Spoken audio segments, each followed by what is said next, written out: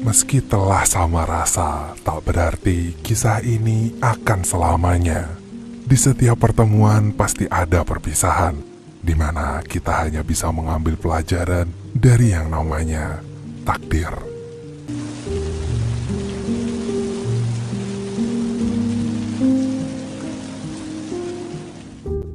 Pagi itu, melalui sebuah telepon, terlihat ada seorang wanita bernama Anran yang sedang menyatakan perasaannya kepada seorang pria bernama Yong Yuan, yang merupakan cinta pertamanya Anran atau bahkan cinta seumur hidupnya Anran. Cerita diawali oleh diperlihatkannya anak kecil bernama Anran. Di situ terlihat Anran sedang bersama kedua orang tuanya. Terlihat kedua orang tua Anran sangat gugup karena ketika itu sedang terjadi bencana gempa bumi. Ibu dari Anran yang merupakan dokter izin kepada Anran dan juga ayahnya untuk meninggalkan untuk menolong orang-orang sakit yang terkena gempa bumi.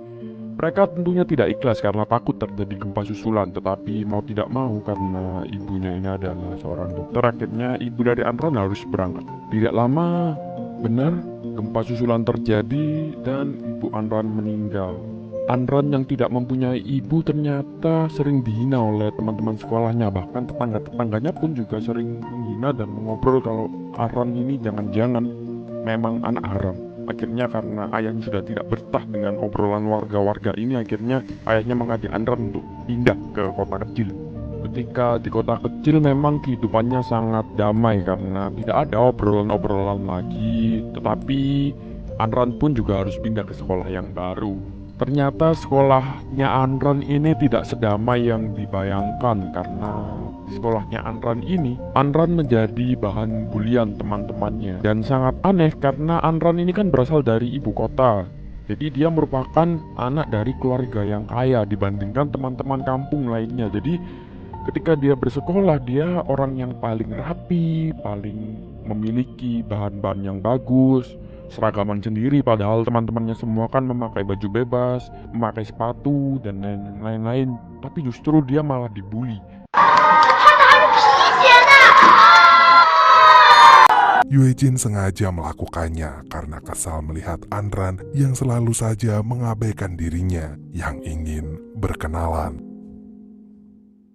Awalnya Anran terus diam 1000 bahasa, namun saat tahu dirinya dan Yong Yuan bernasib sama, yaitu sama-sama ditinggal mati oleh ibu mereka, Anran pun lantas mulai penasaran dengan tuh bocah laki-laki yang berpakaian lusuh tersebut. Rupanya Yong Yuan merupakan seorang anak yatim piatu yang kini tinggal bersama neneknya. Sementara itu, Anran tinggal bersama ayahnya yang selalu menutup-nutupi tentang kepergian ibunya. Padahal Anran tahu bahwa ibunya yang seorang dokter itu mengalami kecelakaan di daerah gempa. Keesokan harinya, Yong Yuan lagi-lagi datang terlambat sambil lupa memakai syal warna merah. Gak mau kena hukum, Yong Yuan segera kembali ke rumah dan mencari syal merahnya yang ternyata sudah rusak. Meski begitu, Yong Yuan tetap pede-pede aja saat mengenakan syal merah itu. Sepulang sekolah, Yong Yuan kembali mengikuti Anran. Anran yang mengetahuinya kemudian memanfaatkan momen itu untuk memberikan sebuah syal baru kepada Yong Yuan. Setelah itu, Anran segera mentraktir Yong Yuan membeli permen buah. Ketika pamer ke neneknya tentang permen itu, Yong Yuan pun langsung gak ingin neneknya salah sangka. Yong Yuan terus meyakini neneknya bahwa dia bukanlah seorang pencuri. Mendengar itu, si nenek segera memberi Yong Yuan uang koin untuk mengganti uangnya Anran. Secepat kilat, Yong Yuan langsung menyerahkan uang koin itu pada Anran. Karena tahu Anran akan menolaknya, Yong Yuan pun mengancam gak akan mau naik bus bersama Anran lagi. Gak ingin kehilangan Yong Yuan, Anran lekas menerima uang koin itu. Dan sejak saat itulah hubungan Anran dan Yongyuan pun terjalin semakin akrab.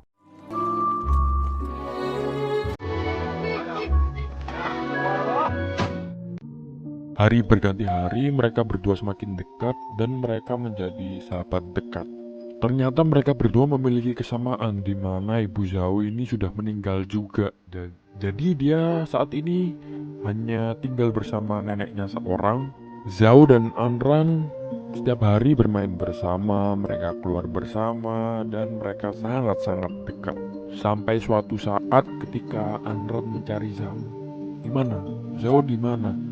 Ternyata Zhao ini kecil-kecil sudah mengghosting orang ya. Jadi Anran di ghosting, dia ditinggal tanpa kabar dan mereka tidak bertemu selama beberapa tahun karena Zhao menghilang tanpa jejak. Ternyata alasan Zhao meninggalkan Anran ini bukan karena dia ngeghosting, tapi nenek Zhao meninggal dan dia harus tinggal bersama pamannya. Nah, pamannya ini berada di luar kota, jadi Zhao pindah keluar kota dan dia tidak sempat mengucapkan selamat tinggal kepada Anran. Jadi kesannya seperti Zhao mengghosting Anran, cuman mereka berdua meskipun tidak bertemu selama, mereka masih menyimpan rasa karena mereka merasakan hal yang sangat nyaman ketika mereka berdua bersama.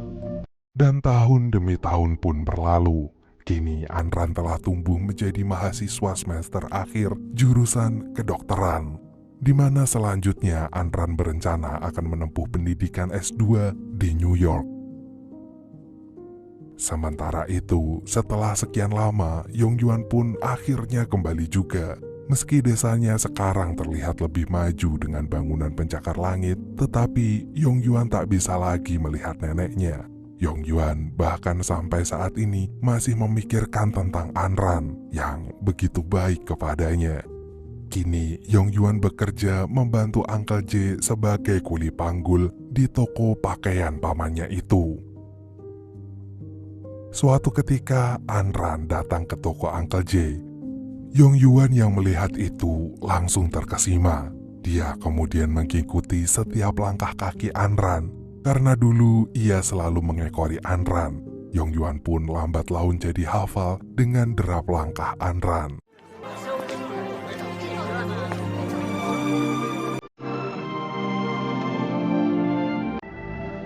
Jadi dosen Anran ini suka kepada Anran dari dulu. Dia mencoba untuk mengejar Anran, tetapi Anran tidak mau. Sampai pada akhirnya dosennya tidak bisa menahan birahi hewannya. Dia tiba-tiba mendekati Anran. Anran ini dia modusnya mengasihkan buku, tetapi Anran tidak mau. Tidak pak, tidak pak, tidak pak, saya sudah ada buku. Sampai akhirnya dosennya terus memaksa Anran sampai Anran ketakutan karena birahi hewan dari dosen ini sudah terlalu besar. Zhao yang melihat kejadian itu dia tidak kuat. Akhirnya dia memutuskan untuk melempari batu dosen yang mempunyai birahi hewan ini. Dosennya kabur dan Anran melihat Zhao. Ketika Anran melihat Zhao, ternyata Anran juga sama-sama masih menyukai Zhao selama ini.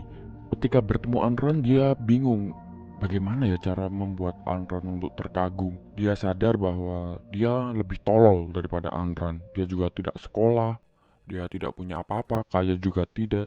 Tapi dia sadar bahwa dia sebelumnya sudah nguli berhari-hari dan itu mengembangkan ototnya. Jadi dia memutuskan untuk menunjukkan ototnya yang kekar di depan Anran. Padahal nyatanya Anran tidak sama sekali melihat otot dari si Zhao karena Anran sudah jatuh cinta kepada Zhao sedari dulu ketika Zhao masih bocil dan ingusan. Keesokan harinya Zhao langsung tanpa basa-basi mengajak Anran untuk melihat konser. Saat di konser mereka bertemu seseorang yang tidak diduga-duga, yaitu bocil gendut.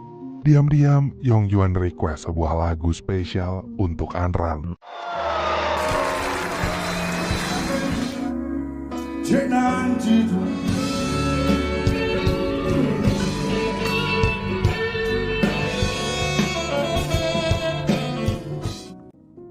Keesokan harinya, Anran tiba-tiba datang membantu Yongyuan yang sibuk menata tempat tidurnya. Rupanya Anran masih menyimpan uang koin pemberian Yongyuan waktu itu. Anran kemudian berjanji bahwa dia akan selalu ada di sisi Yongyuan seperti keluarganya sendiri. Anran bisa memastikan bahwa kini Yongyuan gak perlu lagi merasa kesepian. Mendengar itu, Yongyuan yang terharu pun langsung menyatakan perasaannya kepada Anran. Setelah konser itu, tiba-tiba Anran lama tidak menemui Zhao. Ternyata diketahui bahwa Anran ini ingin meneruskan studinya di Amerika dan dia tidak bisa terus-menerus bermain bersama Zhao karena Zhao ini kan hanyalah penjual baju obralan. Zhao juga mengetahui itu, akhirnya dia berpikir untuk bekerja lebih keras dan dia mengambil banyak baju. Dia berusaha untuk menjadi cepat kaya, tetapi Eugene memberitahu, kamu mau menjual berapa baju untuk bisa pergi Amerika? Kalau kamu ingin pergi ke Amerika, kamu harus bekerja dan masuk bersamaku ke Devisa, aku ada channel. Akhirnya Zhao mengiyai permintaan dari Eugene. Mereka berdua pun akhirnya bekerja di Devisa. Tetapi pekerjaan ini sangat berbahaya karena di situ adalah pekerjaan yang ilegal. Jadi ada mafia yang menguasai Devisa itu, di mana Zhao dan Eugene ini berjualan di tempat mafia itu berjualan, yang mana mafia itu tentunya merasa diganggu dong. Dia akhirnya mengejar-ngejar Zhao, tetapi Zhao berhasil kabur. Setelah itu, Yongyuan pergi menyerahkan hasil uang jeripayahnya selama ini ke Anran sebagai bekal kehidupannya di New York. Melihat Anran bersikeras menolaknya, Yongyuan pun langsung memasukkan segepok uang itu ke dalam tas Anran. Dan ketika Yongyuan beranjak pergi, Anran pun segera menyusul.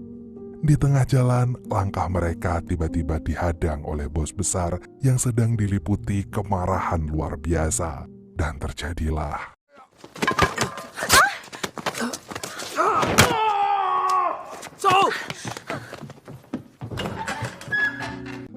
Dan Anran merawat karena Zhao kepalanya berdarah. Anran merawat Zhao di kamarnya Anran dan ketika itu sepi dan mereka mulai jatuh cinta sampai akhirnya mereka bercinta.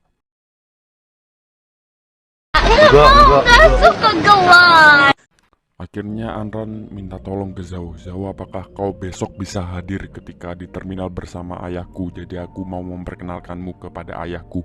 Akhirnya Zhao pun mengiyai dan keesokan harinya Zhao sudah siap-siap untuk menemui ayah dari Anran. Ketika itu Anran sudah mengurungkan niatnya untuk berangkat ke Amerika karena dia merasa dia benar-benar mencintai Zhao dan dia hanya bisa hidup ketika bersama Zhao. Tetapi saat siap-siap Zhao pun ketakutan karena dia tidak siap menemui ayahnya Anran karena lagi-lagi dia ini hanyalah orang yang miskin dan dia bingung apa yang bisa dijanjikan kepada ayahnya Anran. Tapi Eugene tetap menyemangati, ayo, ini sudah waktunya, kamu tidak boleh takut lagi Zhao. Besoknya, di tengah derasnya hujan, Anran tak sabar menantikan kedatangan Yongyuan. Namun setelah sekian lama menunggu, yang datang ternyata malah Yuejin. Tanpa basa-basi, Yuejin bilang kalau Yongyuan sampai kapanpun gak akan pernah datang, dikarenakan Yongyuan telah bersama wanita lain. Mendengar itu, hati dan dunia Anran pun seketika langsung runtuh. Anran gak menyangka semua perlakuan manis Yongyuan selama ini hanyalah sebuah tipuan. Ketika tahu dirinya dikhianati, Anran akhirnya memilih tetap berangkat ke New York. Dan saat dirinya sedang bekerja part-time sebagai pencuci piring, ia tiba-tiba jatuh pingsan. Dan ternyata Anran saat itu sedang mengandung. Namun sayang, dia harus keguguran. Sebagai sesama perantauan di negeri asing, Michael menawarkan dirinya untuk selalu menjaga Anran. Gak lama dari itu, Anran pun mulai membuka hatinya untuk Michael, yang merupakan seorang pelukis, di mana Michael ini bisa berubah menjadi sangat emosi sewaktu dirinya mengalami kebuntuan dikala sedang melukis. Akhirnya Michael lah yang merawat Anran dan membantu Anran selama di Amerika sampai mereka berdua saling nyaman dan akhirnya mereka berdua memutuskan untuk berpacaran. Beberapa tahun kemudian Anran sudah lulus dari Amerika, tetapi dia tetap saja di Amerika karena dia nyatanya belum mendapat pekerjaan, jadi dia bertahan hidup di sana. Di saat yang lain, Zhao yang sedang dalam di penjara, dia tidak putus asa karena dia sangat mencintai Anran. Jadi dia selama di penjara dia belajar seperti bahasa Inggris, berdagang, berbisnis, dan yang lain-lainnya. Sampai setelah keluar dari penjara, Zhao tidak diduga-duga dapat menjadi pengusaha sukses, di mana dia sekarang menjadi orang kaya. Tetapi meskipun dia kaya, dia tidak bisa melupakan kekasih lamanya yaitu Anran. Dia terus mencari, tetapi dia tidak bisa menemukan kontak atau menghubunginya. Sampai dia mempunyai bisnis di Amerika dan dia bersama Eugene memutuskan untuk berangkat ke Amerika. Dongyuan sedang makan bersama rekan bisnisnya. Ia nggak sengaja melihat seorang wanita yang Dongyuan kira adalah Anran. Namun setelah dilihat lebih dekat lagi, wanita itu bukanlah Anran. Sementara yang terjadi dengan Anran, ia mendadak diputuskan secara sepihak oleh Michael.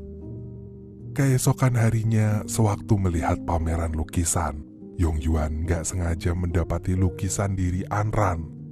Tanpa pikir panjang, Dongyuan segera menemui pelukis itu, yang ternyata adalah Michael.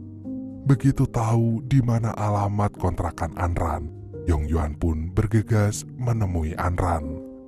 Sesampainya di kontrakan Anran, Dongyuan menunggu cukup lama kepulangan Anran dari kerjaannya itu. Begitu Anran pulang, Anran tentu saja langsung syok melihat Dongyuan yang datang begitu saja. Meski Anran mempersilahkan Dongyuan masuk ke kontrakannya, tetapi itu gak berlaku lagi untuk membiarkan Dongyuan masuk ke dalam hatinya. Lagian semua sudah terlambat. Dan dengan halusnya, Anran segera mengusir Dongyuan dari kontrakannya itu. Keesokan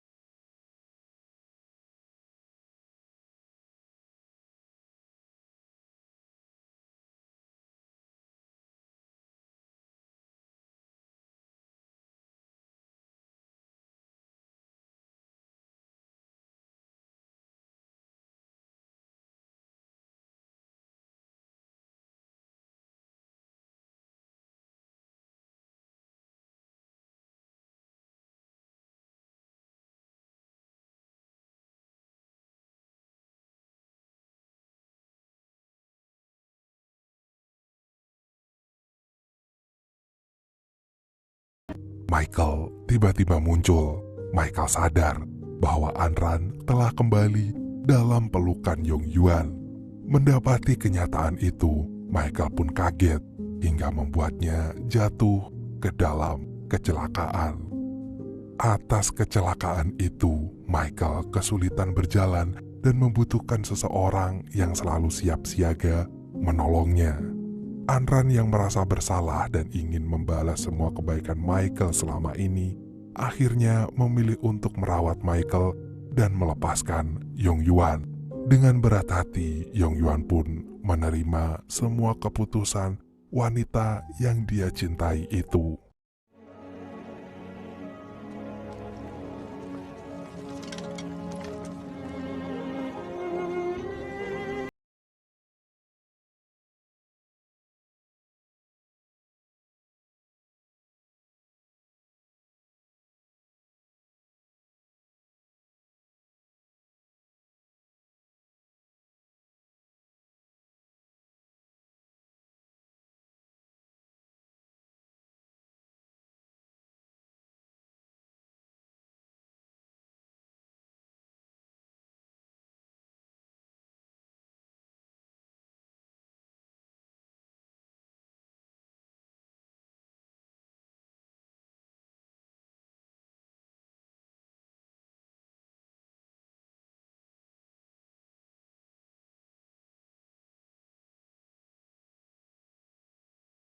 Anran.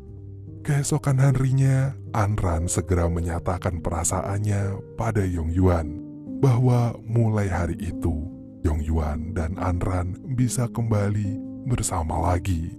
Dan Anran juga bersedia kembali ke Beijing. Sayangnya, setelah mengungkapkan perasaannya, Yong Yuan tak kunjung memberikan jawabannya. Dan ternyata yang terjadi pada Yong Yuan saat itu, In New York, the planes flew directly into the World Trade Center tower. dan dalam sekejap mata, Yong Yuan pergi untuk selama-lamanya. Setelah kepergian Yong Yuan, kehidupan Anran pada akhirnya harus terus berjalan seperti biasanya. Meski kini kehadiran Yong Yuan telah menghilang, namun semua kenangan dan rasa cinta Yong Yuan akan selalu tertanam di hati Anran untuk selama-lamanya.